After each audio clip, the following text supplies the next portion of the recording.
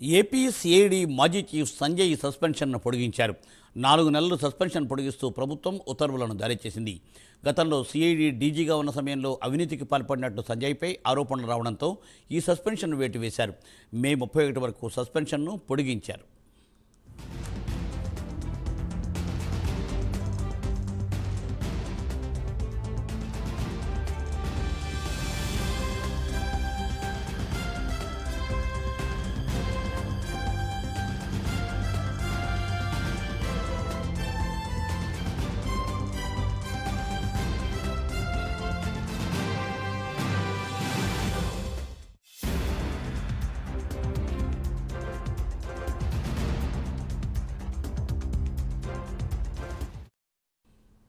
AP CID మాజీ chief Sanjay సస్పెన్షన్ను పొడిగించింది ప్రభుత్వం. 4 నెలలు సస్పెన్షన్ పొడిగిస్తూ ప్రభుత్వం ఉత్తర్వులను జారీ చేసింది. గతంలో సిఐడి డీజీగా ఉన్న సమయంలో అవినీతికి పాల్పడినట్టు సంజయ్పై ఆరోపణలు రావడంతో సస్పెన్షన్ విడివేశారు. మే 31 వరకు ఈ సస్పెన్షన్ను ఇప్పుడు పొడిగించారు. దీనిపై మరింత సమాచారాన్ని మా ప్రతినిధి శ్రీనివాస్ అందిస్తారు. Srinivas. Thank you Murthy.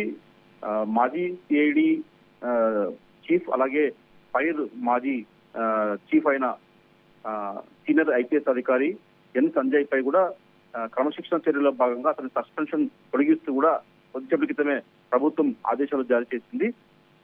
Nadigattu N Sanjay suspension కూడా మే 31 వరకు కూడా అంటే దాదాపు 4 నెలల పాటు కూడా సస్పెన్షన్ పొడిగిస్తూ కూడా ప్రభుత్వం ఆదేశాలు జారీ చేసింది. గత ప్రభుత్వ హయాంలో ఇతను సిఐడి చీఫ్ గా అలాగే ఫైర్ డిపార్ట్మెంట్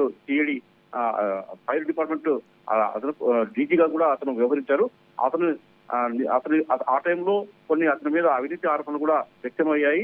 అతను సిఐడి చీఫ్ గా ఫైర్ డీజీగా ఉన్నప్పుడు కూడా కొన్ని కార్యక్రమాలు అంటే కొన్ని కొనుగోళ్ల విషయంలో కూడా పెద్ద ఎత్తున అవినీతికి పాల్పడినట్లు, అలాగే కొన్ని కార్యక్రమాలు చేయకపోయినా కూడా బినామీ పేర్లతో కూడా బిల్లులు పెద్ద ఎత్తున కూడా డ్రా చేసి పక్కదారి మళ్లించినట్టు కూడా సంజయ్ పైన కూడా పెద్ద ఎత్తున ఆరోపణలు ఉన్నాయి. ఈ నేపథ్యంలో ప్రభుత్వం అతని మీద ప్రత్యేక కమిటీ కూడా అతని అభియోగాలపైన కూడా విచారణ కమిటీ నియమించింది. అయితే గతంలోనే గత 2024 డిసెంబర్ 3న అతనికి సస్పెన్షన్ వేటు వేస్తూ కూడా ప్రభుత్వం నిర్ణయం తీసుకుంది. అయితే ఇప్పుడు తాజాగా అతని ఏదైతే కమిటీ ఉందో కమిటీ సిఫార్సు మేరకు అతని మీద అభియోగాల పైన ఏదైతే ఉందో విచారణ కమిటీ సిఫార్సు మేరకు మరోసారి సస్పెన్షన్ వేటు వేస్తూ కూడా ప్రభుత్వం నిర్ణయం తీసుకుంది.